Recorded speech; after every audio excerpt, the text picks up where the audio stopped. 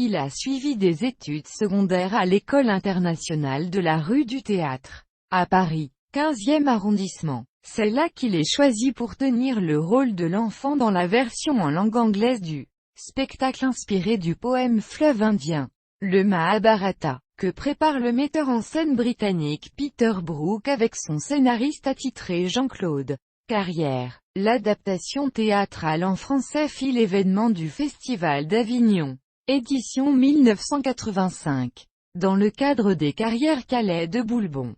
Découverte et aménagée par Brook pour l'occasion, par son ampleur, son ambition, sa beauté, par la multitude des talents rassemblés, comédiens de toutes origines pour raconter cette histoire de l'humanité. Le spectacle fera date, initiant de manière lumineuse à ce classique de la culture indienne. Il fut joué du 17 avril 1985 au 24 mai 1986. Brook cherchait de jeunes garçons. La loi oblige à distribuer plusieurs titulaires au rôle, en alternance, à cause des représentations quotidiennes qu'on ne peut imposer à des enfants aptes à tenir ce rôle en anglais. Antonin fut retenu, sa mère, Florence Sally, occupant des fonctions en régie plateau, avec tous les comédiens originaires du monde entier. Il assurera tant les représentations parisiennes que les tournées internationales, dans les lieux les plus divers, pour lesquels cette version fut montée. Lire en anglais le passionnant livre d'Andrew Todd et Jean-Guy Leca, The Open Circle, Londres, Faber et Faber, 2003. Cette expérience de vie de troupe, sous la conduite de l'exceptionnel Peter Brook, se révéla déterminante pour sa formation et sa maturation.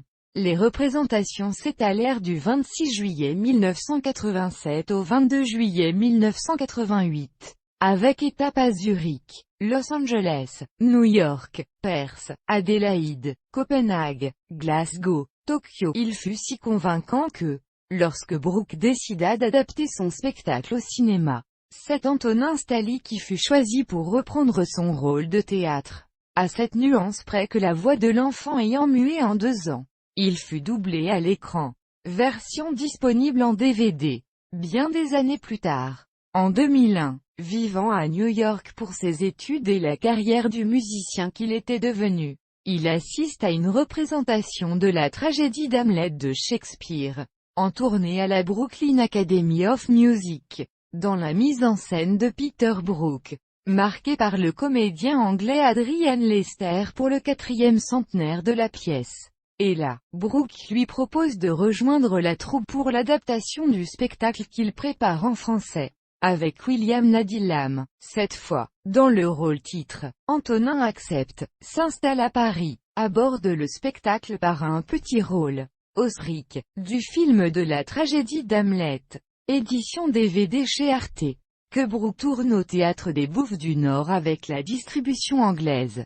Son aisance lui fait approcher ses rôles de comédien de manière instinctive. Il enchaîne sur les répétitions du spectacle en français, où il tient, avec une pudeur et une justesse constantes, le rôle de l'ami fidèle et confident d'Hamlet, Horatio, tout en assurant le continuo instrumental en contrepoint du texte, succédant au percussionniste japonais Toshitsuchi Tori. Le spectacle se donnera du 7 janvier au 13 avril 2003 aux Bouffes du Nord, puis en tournée, Bordeaux, Valence, Chalon-sur-Saône, Ferrare, Anvers, Coventry, Lisbonne, Dubrovnik. Dans la foulée, Brook lui propose la part musicale de 2 spectacles lecture, aux Bouffes toujours, avec son comédien et complice Maurice Bénichou. En 2002, La mort de Krishna, dans un extrait du Mahabharata, où il alterne avec la magnétique Sarmila Roy. Et, en 2004, Le Grand Inquisiteur, d'après les frères Karamazov, de Dostoïevski, où il figure aussi la présence muette du cri. Canigelin, frère d'Arthur H. et fils de Jacques, reprendra le rôle, lui qui avait aussi été embarqué sur le voyage du Mahabharata, puis sur la tempête de Shakespeare. Voir des détails à propos du Grand Inquisiteur et un extrait critique sur lien avec www. Théâtre des Pléiades, comme, par exemple, dans le même temps, il entame les répétitions sur le nouveau spectacle de Peter Brook et Marie-Hélène Estienne, La vie de Tierno Bokar, le sage de Bandiagara, sur un étonnant mystique de l'islam qui fascine Brook, avec les complices habituels du réalisateur, Bruce Mayer, Hélène Pataro, Sotigui Kouyaté, Yoshio Eda. En 2008, il joue son premier grand rôle au cinéma comme comédien, dans Le Fil, avec Claudia Cardinal, Salim Keshiouch et des acteurs tunisiens.